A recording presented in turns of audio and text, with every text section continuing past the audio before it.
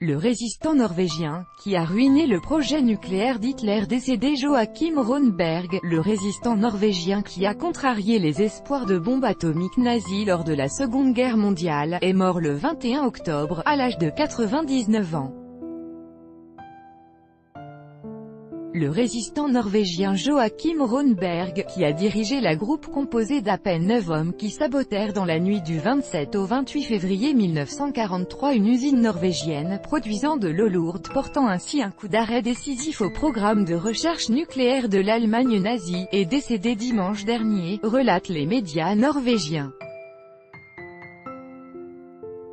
Ronneberg est probablement le dernier des résistants les plus marquants à s'en être allé, a déclaré la première ministre norvégienne, Erna Solberg, à l'agence locale NTB.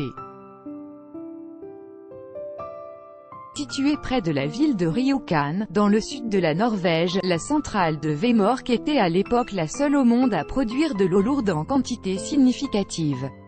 Engagés dans une course de vitesse avec les Alliés pour le contrôle de l'atome, les nazis avaient rapidement mis la main sur l'installation une fois la Norvège conquise en 1940.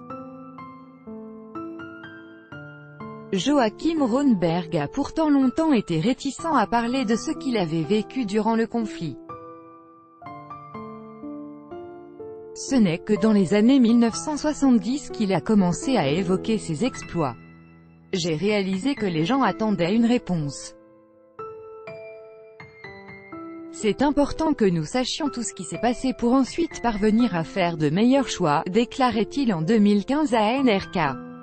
Ceux qui grandissent aujourd'hui doivent comprendre que nous devons toujours être prêts à lutter pour la paix et la liberté, avait-il ajouté.